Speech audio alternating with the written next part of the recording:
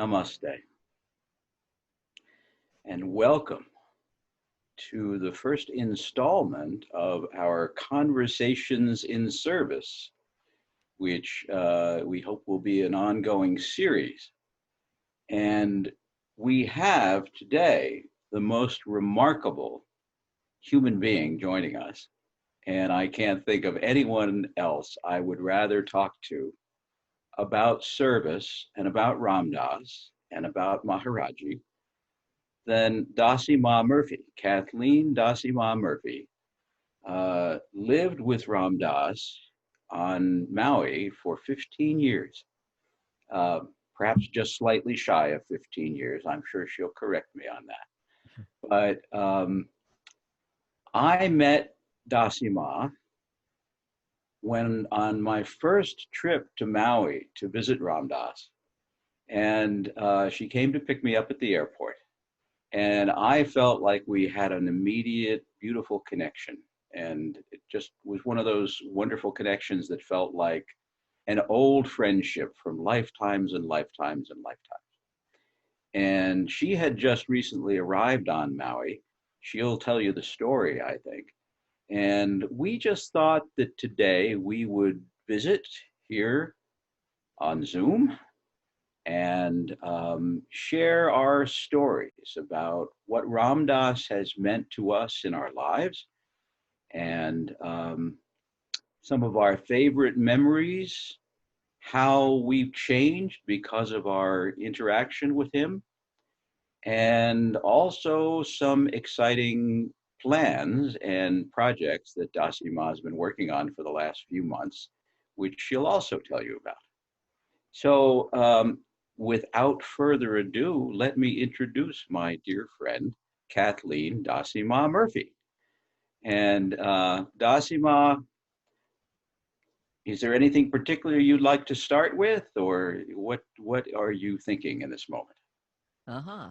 Well, I thought maybe we could talk a little bit about how we first encountered Ram Dass, which for me was about 27 years ago. Mm. I listened to one of his cassettes and I was totally gone. I felt like I was home, really home. And I didn't even know if he was living or dead. That was before I had access to the internet. And um, when I found out he was still living, I found out also that he was going to be doing a lecture in Washington, D.C. Aha. So, yes, within the month. So, of course, I signed up for that. I was living in Philadelphia, so it was just a short trip. And and then I signed up for just about every retreat that or gathering that he had from then until I moved to Maui. Uh-huh. So And that was 1993? it was 1993. Yes, Uh-huh. it Wonderful. was. It really totally changed my life. And What was it? I was just going to ask, what was it in that first cassette that you heard? Um, I think you said you felt like you were home. yes, Can you say any more than that about what it was like for you? everything he said seemed to be what I knew was true innately. Uh-huh. Uh-huh. And it and his humor and it just switched all my gears. Yeah, he had a way of doing that. Yeah. Yeah, yeah. So you started going to retreats at Omega and Omega, Brighton Bush, Costa Rica, Canada, wherever he had retreats. That's how I would use my vacation. I had a corporate job.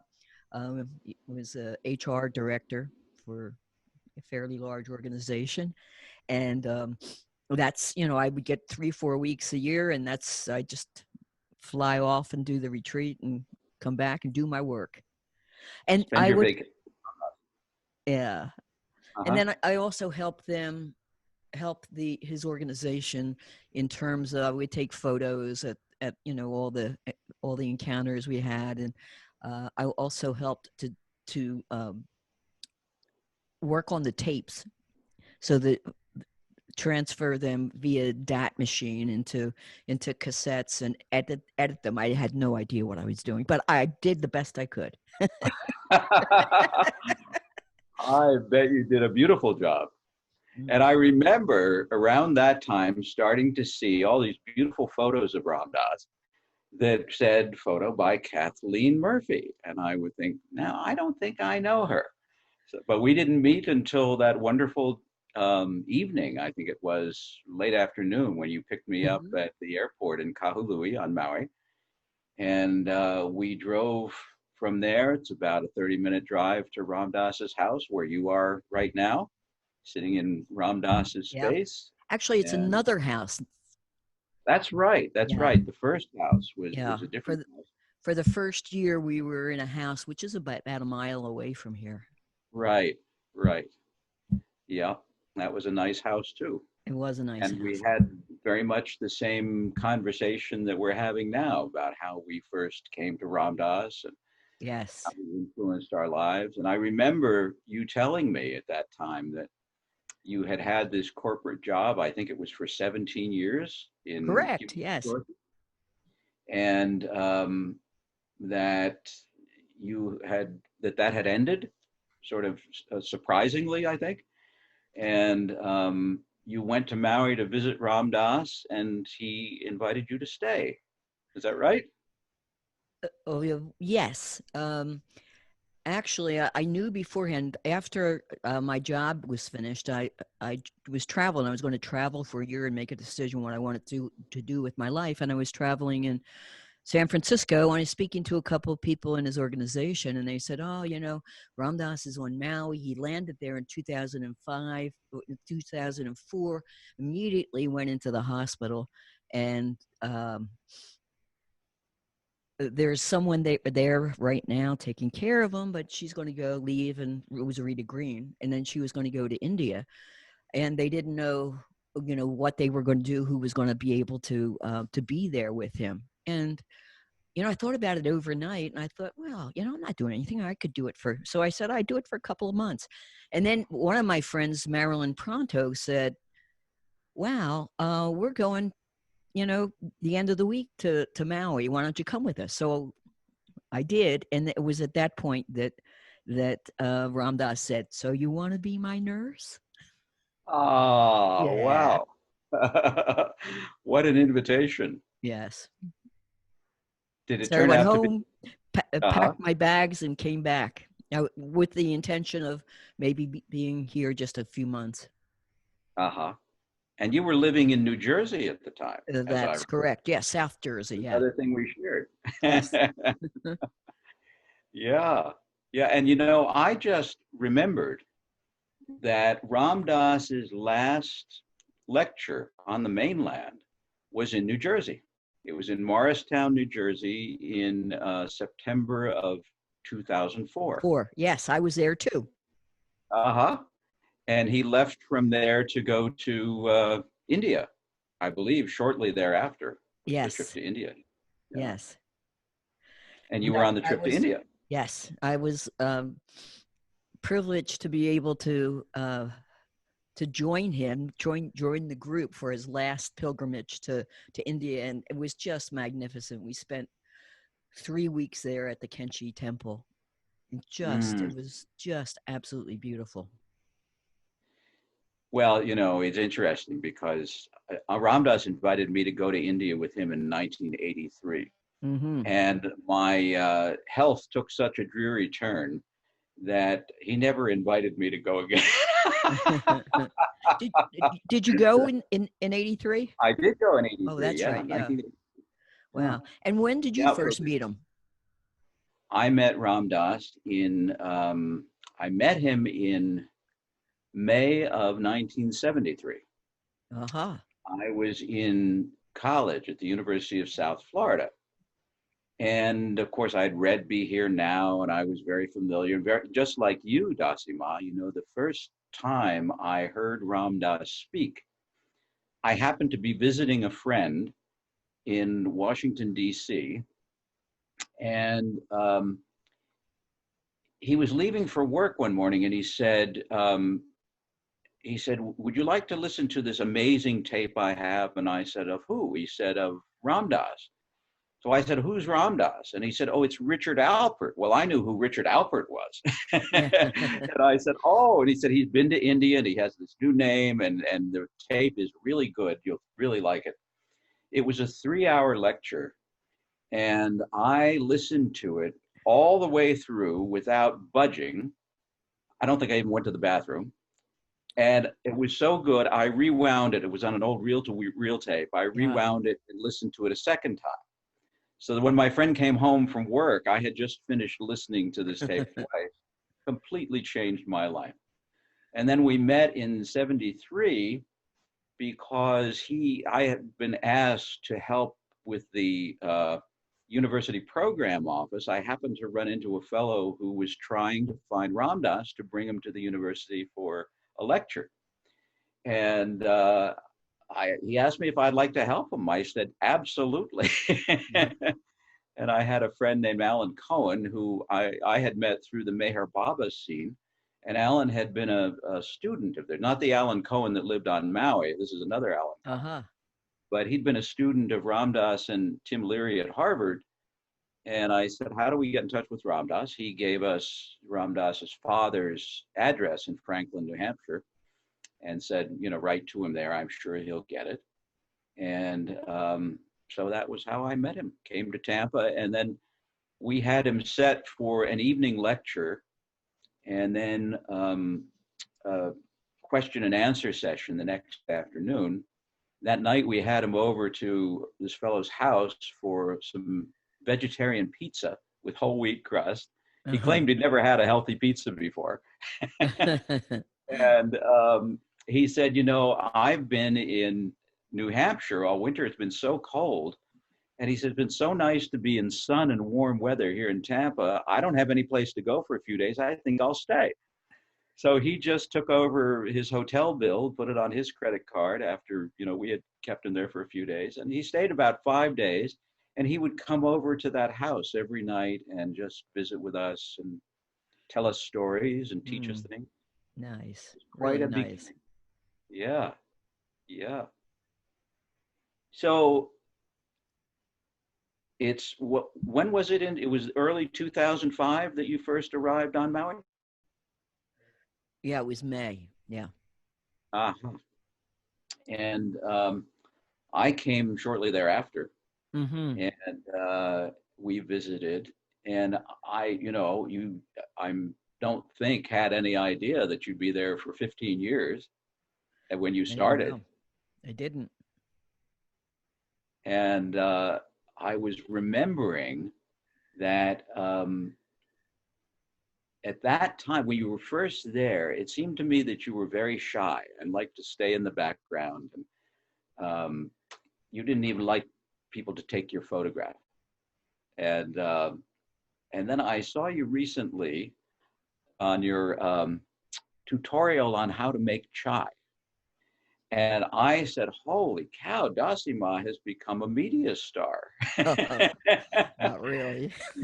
But, it was so delightful and so natural and so beautiful. So I want to talk to you about that a little more later. But how did things evolve then for you to wind up staying with Ram Dass? Uh-huh.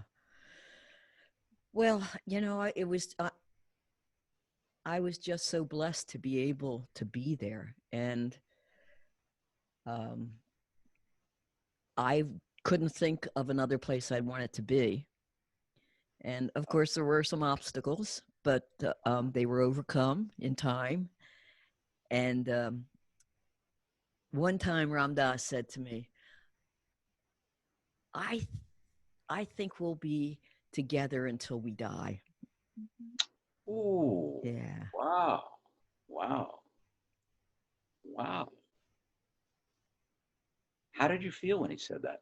I felt really touched, really touched. Yeah. Well, and what happened was one time I was going to take 3 days off, and I said, well, Ram Dass, I'm leaving. He said, yeah, that's when he said it. He said, leaving? I thought we'd be together forever. I said, no, no, Uh, no, I'm only going for 3 days. uh-huh, uh-huh. Yeah. Well, I was telling you the other day that I was remembering a time you asked me on several occasions, I think, to come over when you needed to take a few days off or you needed to go somewhere. And if asked if I would come and sort of supervise things at the house, which, I mean, that was, no one could have asked me to do anything I would have more enjoyed than that. And but I was remembering, Ram Dass was kind of, how playful and mischievous he always was. So he was making jokes about, oh, when Dassima's gone, we can party, and he's, when the cat's away, the mice can play. And but when you actually left the morning that you were leaving, I remembered him rolling his wheelchair up to the front door of the house, and you went down the stairs, and he was sitting there just waving at you like this, and he started crying.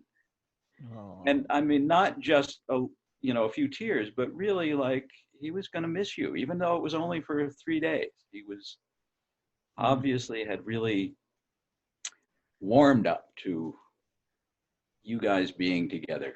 And Mm. yeah, Yeah, yeah, for sure. He's the most sweet and loving, generous human being I've ever encountered. yeah, yeah. I agree. I agree. It's, as I said the other night when we spoke on the phone, I can't imagine how lucky we've been to have all this time with him. Yes. And I'm sure that, for the people who are with you right now, Mike Kroll and Matthew and Stever. Seaver, who knew Ram Dass for varying periods of time, but I would venture to guess the most significant person in everybody's life for all of us. Yes. Yeah, yeah, Yeah. yeah. Once, and what, how interesting, the last 15 years of his life being here on Maui, which was a place that for many years he wanted to retire to. Hmm. Of course, Hmm. he never retired. Right, Not even, he was still working the month he died. right. Um, he just felt so content. He would sit here in his study and in his comfortable chair and look right out the window at the beautiful garden and the ocean and watch the clouds, and he was just totally content. Yeah, yeah. Well, I did want to mention that when he came to New Jersey for that last lecture in Morristown, um, he stayed here for a few days on that trip. And we were visiting, and he just sort of spontaneously said, I'm thinking of moving to Maui. And I said, really? And he said, yeah. I said, well, when do you think that'll happen? He said, oh, maybe in a year or 2 years or something like that. And then he went off to India, came back. I think he had one night at home in San Francisco and then on to Maui. And I guess he was just exhausted and depleted. And, as you said, wound up in the hospital right after Yeah. the He treatment that he had got. when he was in India, he had, I don't know, it seemed close to pneumonia to me. So probably not the wisest thing for him to continue on to Hawaii, especially, I mean, from India to California, and then the next day leaving to go to Maui for a retreat was, at with a 70 something year old man with a major stroke, but he Right. did it. Yeah. he was he was unstoppable. I mean, Yeah. I remember thinking when he had his stroke in 1997 that, many of us thought that he would never be able to teach again because his Yeah. speech was so impacted and, being in the wheelchair and so on. And boy, did he prove us wrong. Mm. And a lot of that, was your help and support and being with him, keeping him healthy and helping him to, stay on the right track, even though he complained about some of the potions and medications he had to take sometimes. And there were plenty of them. But, you know, There he had a great team here. We had what people who Trudy Goodman has named the Super Monkeys. And what a beautiful lot of souls they are. And many of them, you know, return here on a regular basis. yeah. But they were loving people. And he had a great group of doctors. We'd have a conference call every Thursday to discuss and come up with creative ideas for yet another illness that he might have had. He really covered the bases. Yeah, he sure did. He sure did. You know, one of his friends said to me once, when I was concerned about Ram Dass overexerting sometimes, and this fellow said, "Look, we're way past the expiration date on his body already. So, Yeah, amazing. it's what he loves to do. He loves Yeah. to be with people. Yeah. You know, last year, which was a very fragile year for him, he had many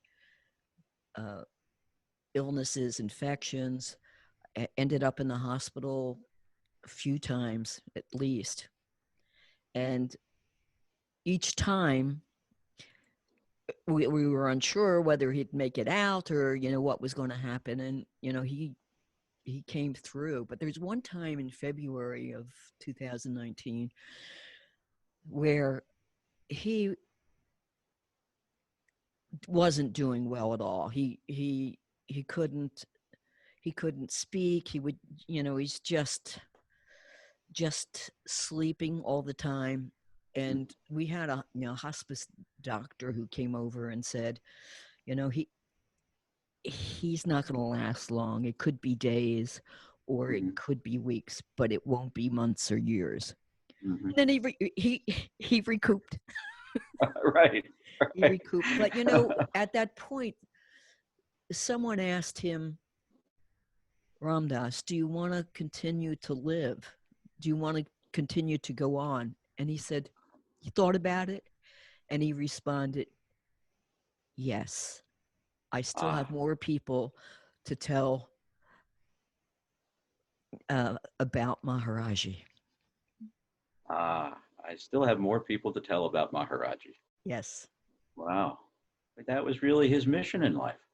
It was. Yeah. Yeah. So, Dassi, when you, you know, 15 years of caring for Ram Dass with the complexity of issues that he had, I'm just curious to know, how did you keep yourself together, so to speak? You know, how did you keep from burning out or becoming just exhausted yourself? Well, to me, it wasn't a job. It was just a pleasure to be able to be with him. So it was family. It was there's no burning out to have happen. I just thoroughly enjoyed it. And, you know, shortly after I got here, I said to Ram Dass, I've had a really strong meditation practice. I've done a lot of Zen retreats, and, you know, but here I don't feel that desire to do meditation as strongly as I did on the mainland. I just don't know what happened. He says, well, you know, right now your practice is service. Yeah. Karma yoga. Karma yoga. Karma yoga. And I mean, I remember a couple of times coming, and you had organized meditation groups on particular days of the week. But how did that translate for you from meditation to service?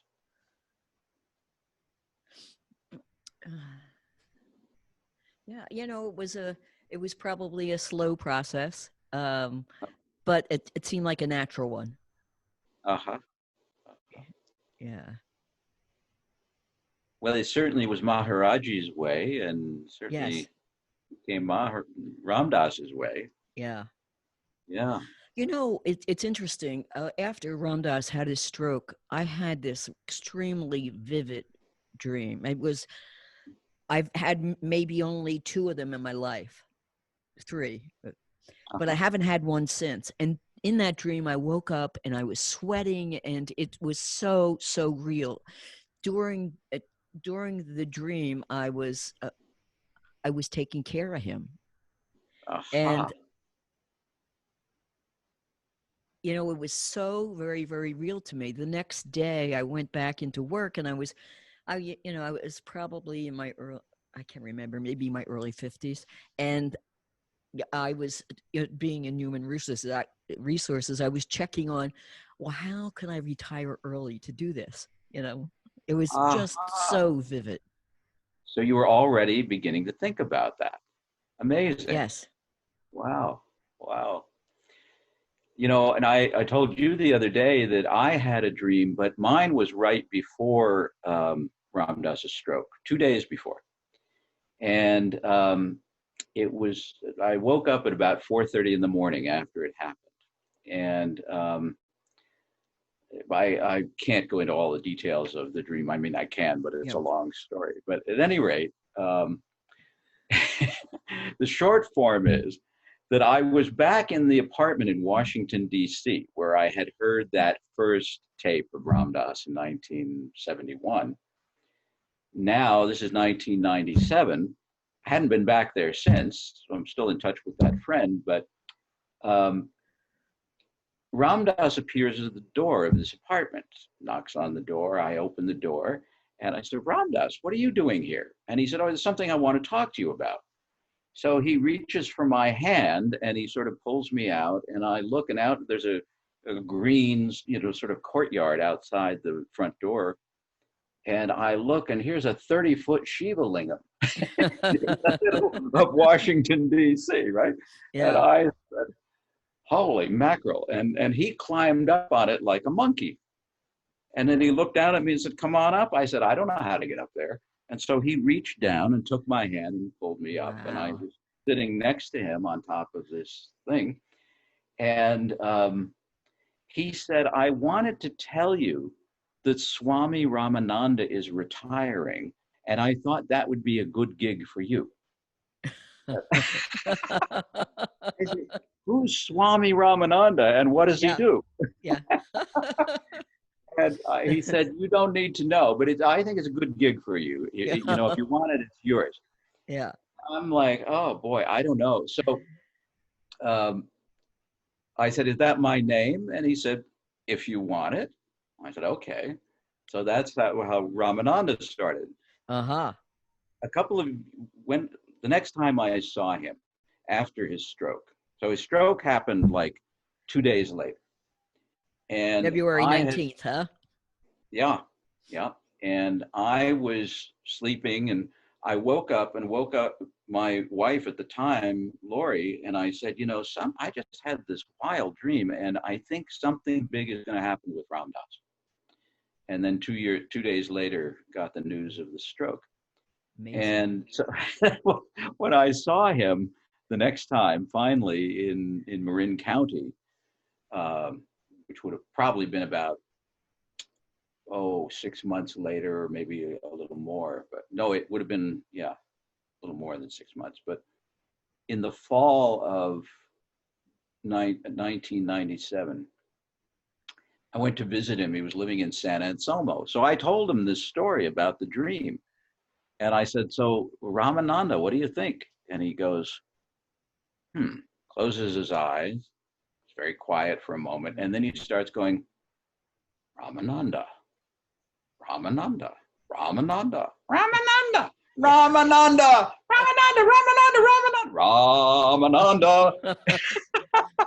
And this goes on in all these different voices and tones and everything. Yeah. And finally he said, well, it's good. Nice. Wow. Yeah. Yeah. So, And that shifted to from Ramananda to Ramanoodle. yeah, well, I had a friend in high school who, like Ram Dass's family used to call him Rum Dum. Yes. Yes, my old friend was very irreverent, so he took to calling me Ramen Noodle. Right. Yeah.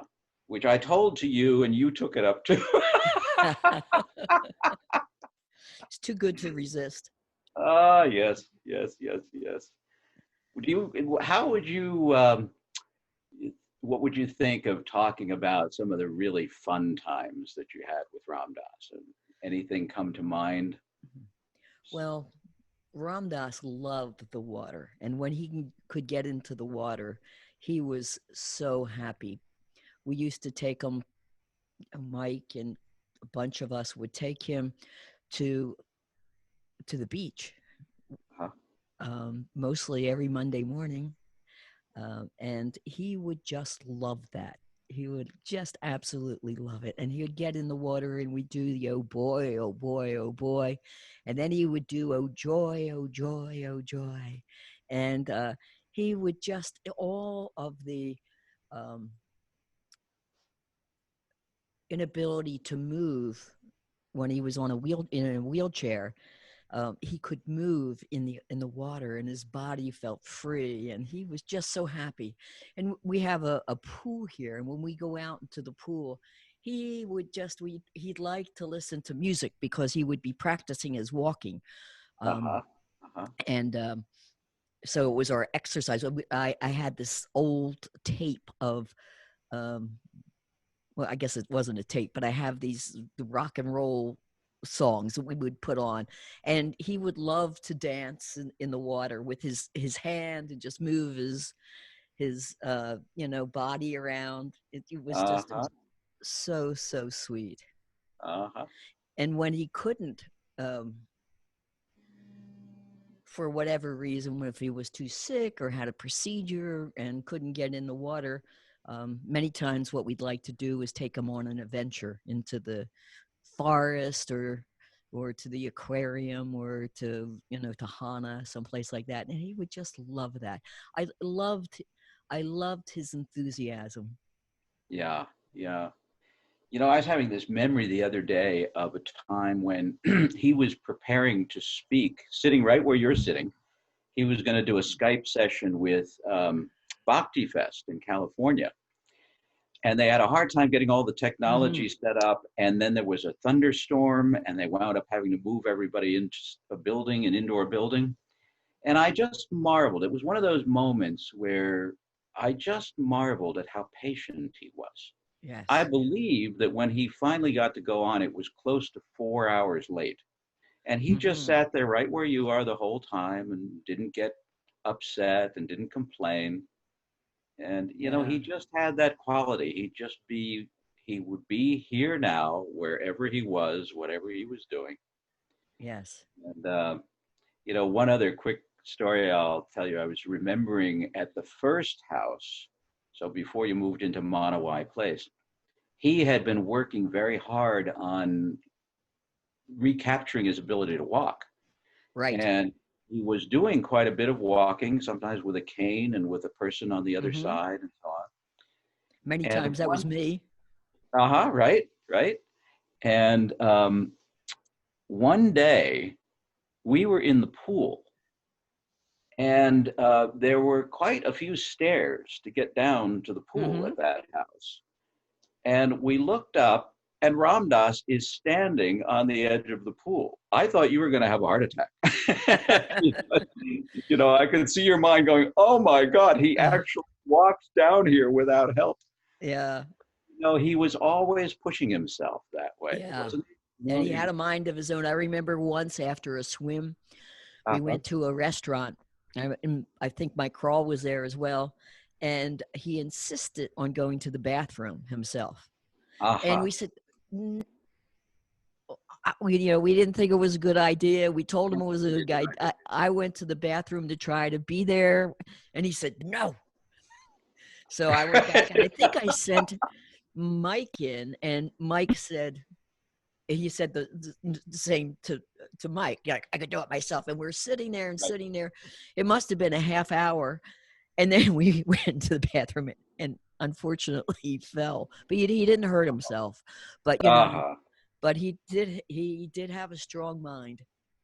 Yeah. Well, it always felt to me like whatever the challenge was that life put in his path, he was going to rise to meet it. Yes. Um, that was Yeah, both inspirational and hair raising sometimes, especially for for you. sure. Especially for you. Well, One of the jobs that was the most difficult for me, and as the years went on, it became even more complex, and that was the role of being a gatekeeper.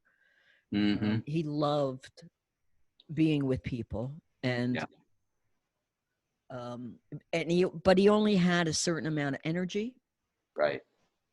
and we would try to keep visits to an hour, and many times that didn't happen. If we would come up and remind him of that, he'd say, ah, I want to talk more, so sometimes a 45-minute visit or an hour visit would end up being 2.5 3 hours. But Sure. yeah. I remember times when I'd be visiting at the house and you would say, now Ramdas really needs to rest this afternoon. So, just leave him alone. And then you'd go somewhere and I'd hear him shout from upstairs, John, John. So I'd come up and he'd say, come here, I want to talk to you. Yeah. And I'd say, well, Dassi thinks you should rest. No, you sit down. I want to talk to you. And Yeah. then you would come home and be like, what are you doing up here? You're supposed to be leaving him alone. He's supposed to be resting. I never knew which way to go. Yeah. Well, it was Oh, really interesting last July. The Hanuman Temple was opening its new temple mhm. after about 40 years Right. of not having a really permanent place for the Hanuman that graces the temple. hmm hmm And Ramdas was responsible for um, the creation of that Hanuman, a flying Hanuman. It's a beautiful, beautiful statue. And Yeah. he stayed on the board up until his death, to make sure that there was a proper temple for him, for Hanuman to live in. And when it was announced that the inauguration of the new temple was going to be in July 2019, Ramdas insisted on going. Well, as I mentioned, and as you know, 2019 he was quite ill Yeah. most of the time, and he wasn't in great shakes at that point either. But he Right. insisted, "I am going." So we had everybody in the world was telling us how to make the arrangements. You know, uh, Larry Brilliant said you must take a private plane Ah, to Taos, and then someone else would say, "Oh, well, you have to take a commercial plane because the commercial planes it can deal better if something happens on the plane than a private one." So we were right. going back and forth, and there were so many suggestions, strong suggestions on how to get. Went all right, drive, take them to California or go to Denver and then take another flight to Santa Fe rather than Albuquerque. It went on and on and on and on. So, Oh boy. but yeah, Everybody had an opinion. everyone had an opinion, uh, but he went. yeah. And Yeah. we had an oxygen concentrator on the plane, and Uh-huh. we had um, three of the caregivers that came with us. Uh-huh. Actually, yeah, it was three of us, and we went to Denver and stayed overnight, and then we went to Santa Fe, and someone picked us up. But he was so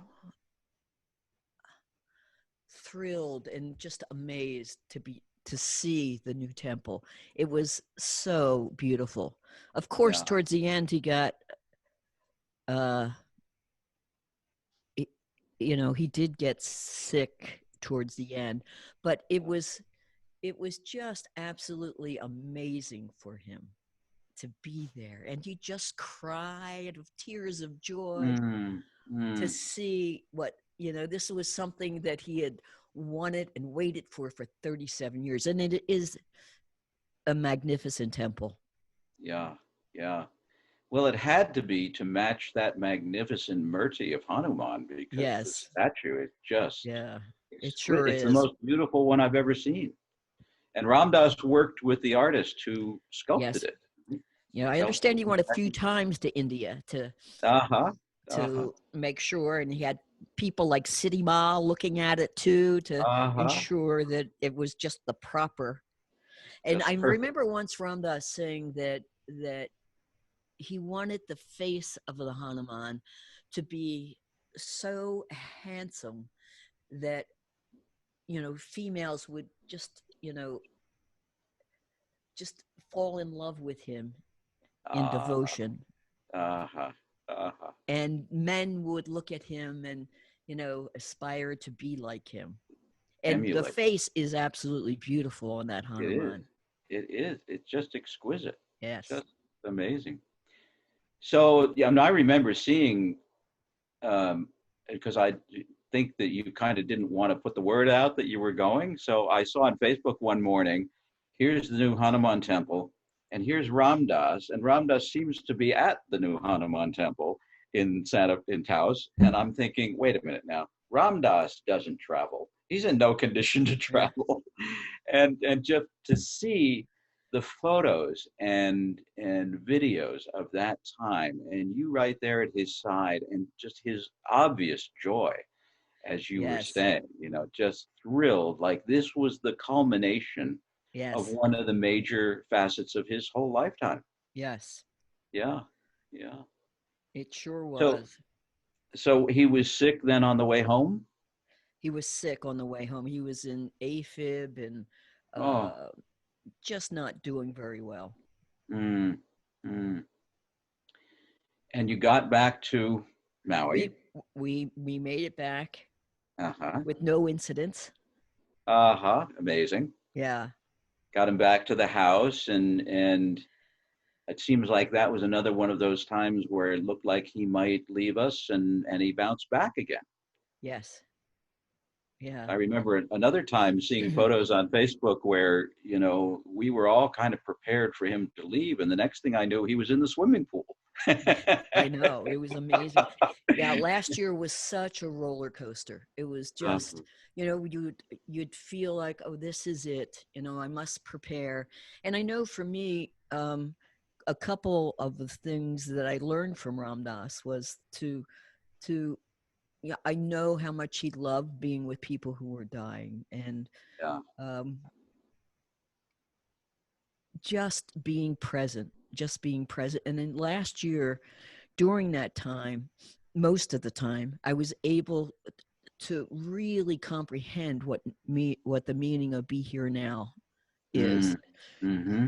Mm-hmm. which is being present in this moment, and particularly when he was close to death. It was like, okay, just be here now. Don't think about the future or the past. Be here now. Uh, Uh-huh. Yeah. Yeah. yeah. Well, how beautiful to Mm. have that opportunity. Yes.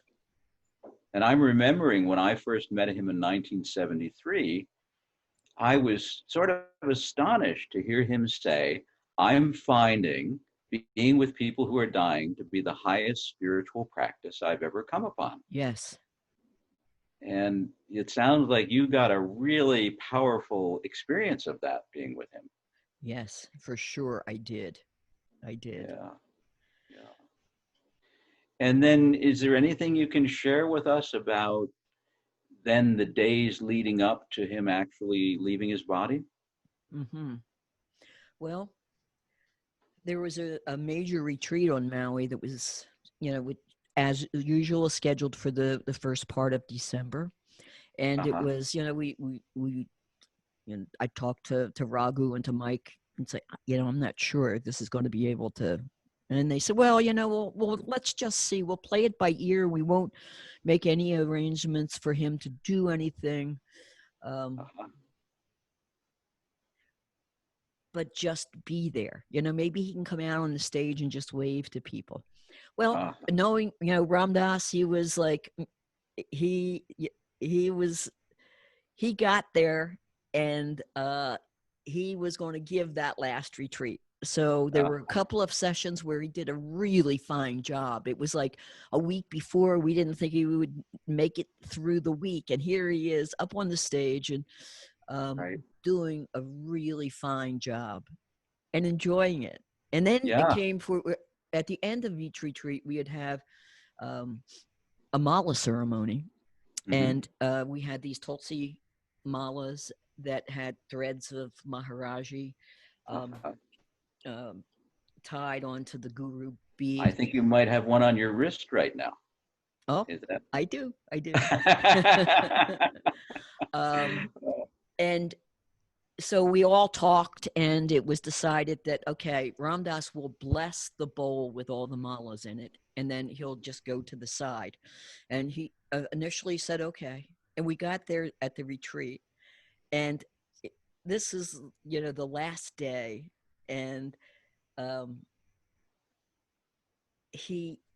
we said, okay, Ram Dass, you're going to bless the malas, and then, you'll be over to the side. He said, no, everyone in the could hear it. So we had to scatter to make arrangements for him to be up on the stage. And, they had ropes around so that people wouldn't go up to him, because he was just too weak, Sure. But he was, I'm not sure at the beginning of the mala ceremony, but he actually was there and was making eye contact with the 400 people that were there that day, and he was there until the very, very end. He did it. And as he was leaving, he started to wave to the people, and there was so much joy in the room. He just waved all the way back and forth, like he was conducting an orchestra of love. Right. And I saw that. There's several. I saw the video of that. Yeah, several photos of that. So beautiful, and he just looked radiantly happy. Yes, in that moment. He was, and that was, I think, I don't know the exact date, but it was probably about the 10th of December, and then he left his body the 22nd of December. So when he came home back to the house, he was weak again. That he put out a lot of effort, and he was getting these really bad infections, and it turned out the following week he had a double infection. And there was the medication sometimes did more damage or harm than the actual infection itself. And when it came back that a Klebsiella, I believe it is. Yeah. And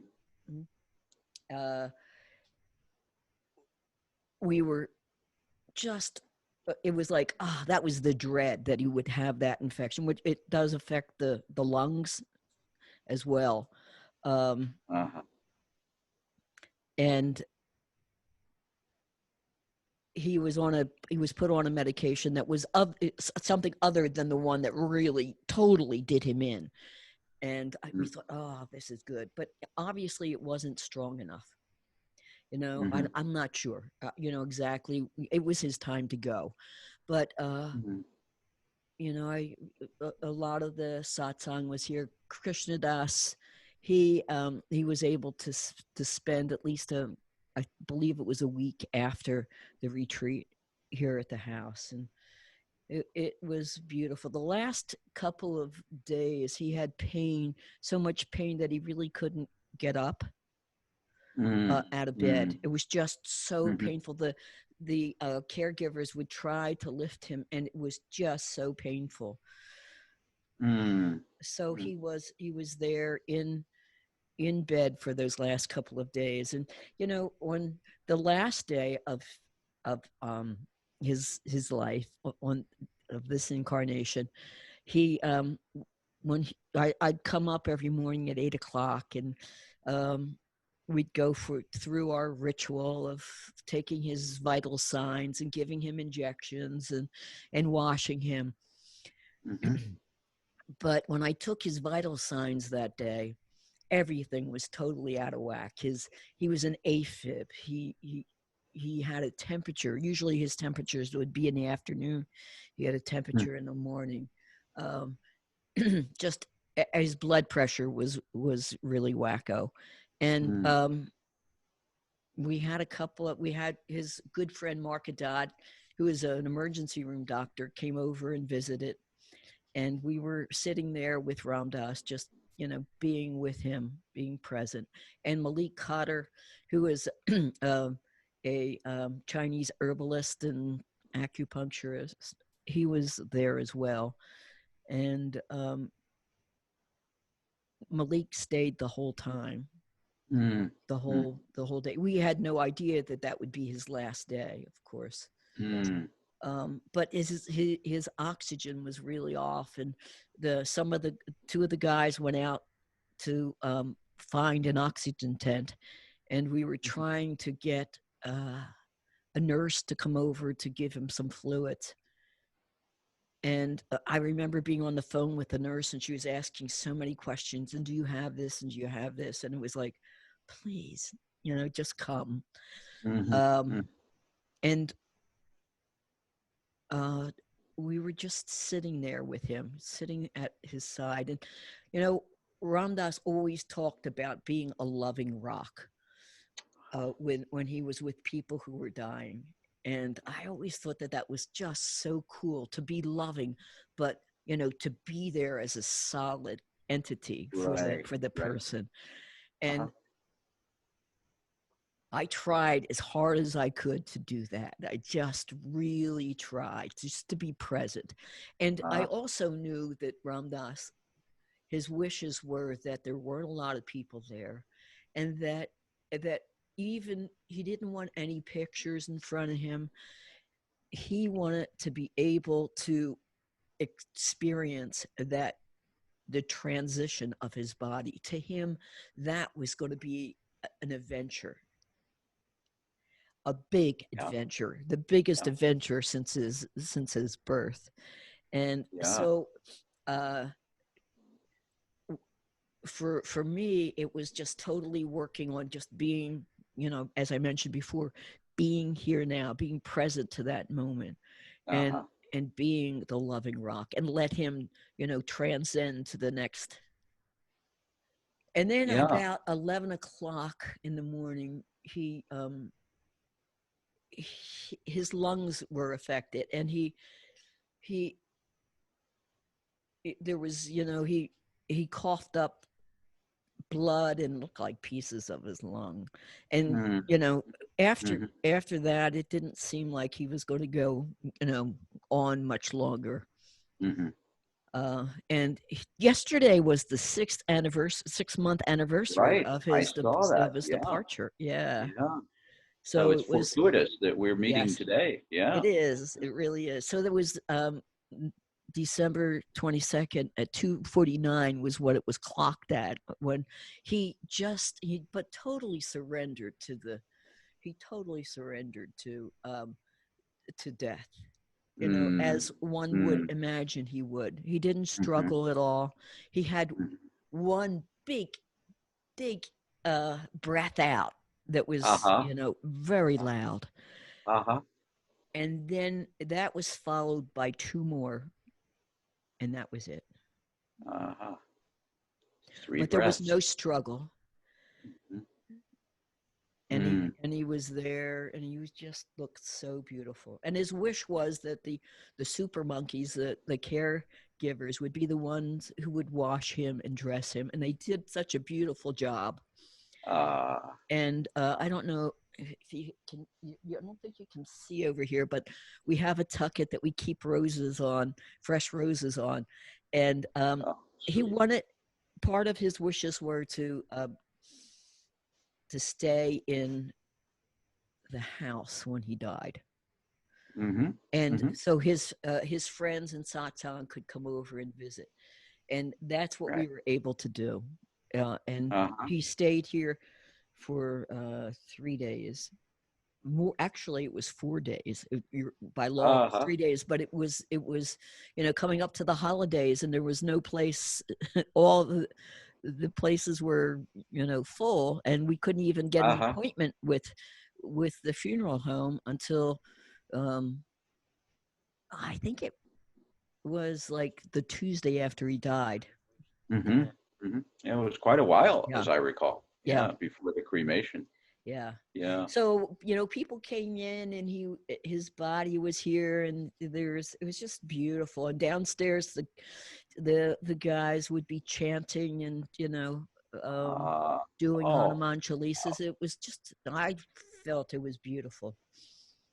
And yeah. what was interesting too, that a lot of the caregivers, when they found out that he had passed, dropped his body, as they say in India, they immediately Uh-huh. got on a plane and came here. It was just so beautiful. I Uh-huh. think there was about 13 of them here.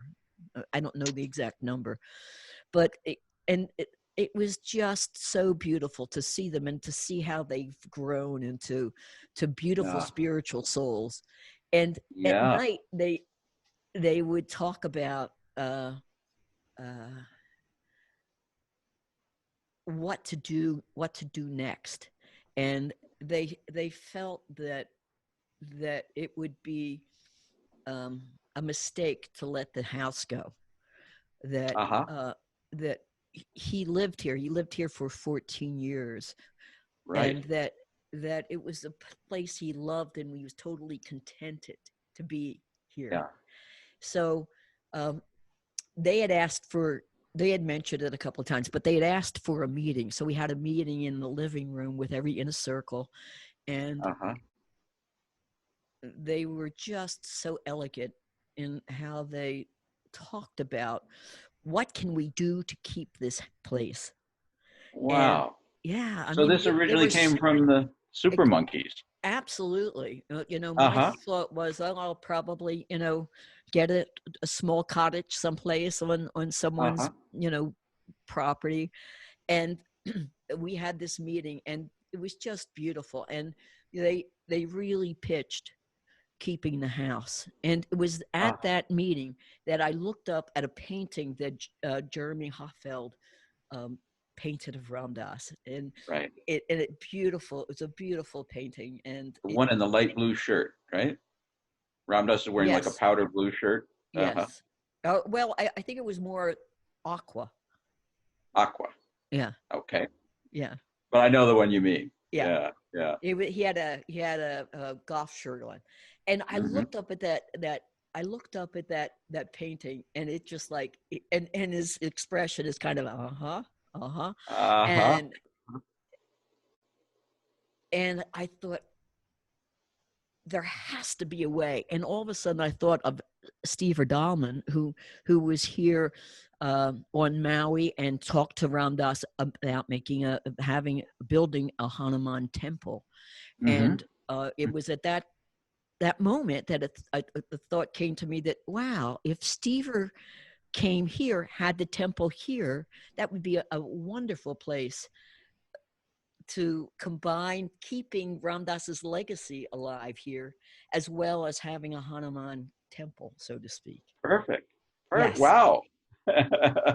And you and I were saying the other day that, we were talking to him about some of these things a few years ago, and that idea just seemed inconceivable. Like we didn't even entertain it. But Yeah. here it comes, and I'm thinking about the group of super monkeys, all the Yes. the amazing young people who came and lived at the house over the years. And one photo of you sort of sitting in the center of all of them. And I said, you look like a proud mother, like you had raised all of these young people and they had just become these exquisite human beings. Yes, they Now are they come exquisite. back home. Yeah. They come back home with this wonderful idea.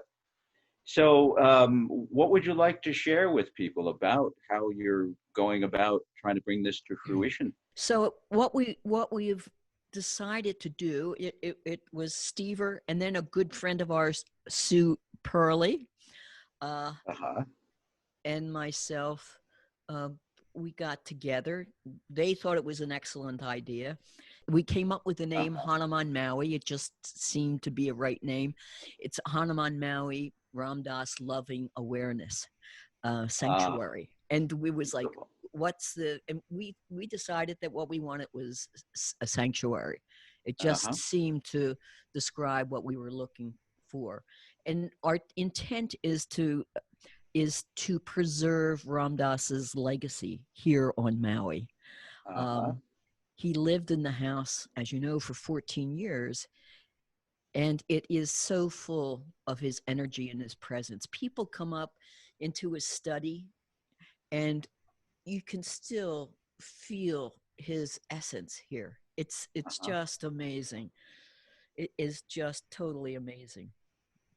Well, it's And like I said when we first got on today, I just looked and I felt all this light in that room, yes, and yeah, you had mentioned that, and it's yeah. obvious. His quarters are being preserved as they were when he was living, Uh-huh. Uh-huh. and the gardens and the grounds and as well as the house we're looking at as sacred space. And Mm-hmm. we put together a a beautiful garden. It's which we call the Ram Dass Loving Awareness Garden, and we made Uh-huh. a labyrinth, a heart-shaped labyrinth, Right. and we had a ceremony, and we put some of Ram Dass's ashes into the Uh-huh. ground, and then planted a mango tree because Ram Dass loves sweets more than Oh, almost anything in the world. yeah. So, and that was a couple of months ago, and that mango tree is growing very, very nicely. Oh, how wonderful. Yes, Wonderful. but And what do you envision will happen there? What will be will there be ongoing activities at the house? yes, Yeah. yeah. Well, as a matter of fact, we are now having weekly meditations as Uh-huh. well as weekly chanting. We can only invite a few people because of the COVID-19 at this point, but we've been Mm-hmm. having our meditations and our chanting out in that loving awareness garden. Oh, nice. And Nice. it's the space is so beautiful. You hear, hearing the wind and the birds, and it's just an essence place. Yeah, Yeah. but we intend to have people come and stay, maybe do retreats. There are some people who indicated that they would like to do that. The grounds are just so magnificent, Yeah. and talk to some teachers who would it very much like to have retreats here, small Uh-huh. retreats in the house, Uh-huh. and then maybe stay a week or so afterwards, which we think is tremendous. And, Yeah. obviously, and do other types of retreats and programs as well. Beautiful. And it's a place where Beautiful. people will be able to come and just visit and see, how he lived, and spend some time up here on the in the study. Yeah. Oh, how wonderful. Yes. And how do people support this if they want to contribute and support? Uh-huh. We 2 weeks ago we formed a new, or put together, I didn't do it so much, but yeah, I helped a little bit, a website. It's a beautiful website. It's hanumanmaui.org, and Mm-hmm. in the on the website you can there's a spot where you can donate, and it's a GoFundMe. So Beautiful. that certainly is a way to um, to help us have the funds to do that. We have a store on our website, And so that would be another way. Yes. Aha, merchandise. Merchandise. Yes. Apparel and And malas on it. yes. And also we have a Facebook page. Mhm. Hanuman Maui. We're on Instagram, as well as we have our own um, YouTube page. Beautiful. Yes. Beautiful. Thank you. So you've got a really good team in place. We sure do. The Yeah. best. You got a good team and a house that is second to none, with grounds that are just exquisitely beautiful. And Yes. with your spirit of hospitality and the way that you've been welcoming people there and caring for everyone who came for all these years, Dassi, I am sure that this is just going to grow and evolve, and it's going to be something really beautiful. Mm. So thank you so much for spending this time with me and with everyone who's listening. And we'll just hold hands and stick together.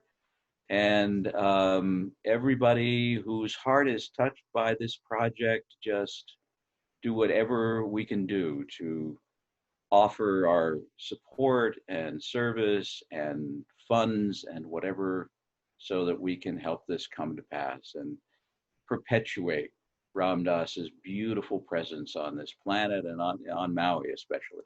Yeah. Thank you so much, John. It's been a pleasure Oh, spending this time with you. oh God, it's been great, Dassi. Love, love, love, love, love. Yeah. Okay. Mwah. Ram Ram.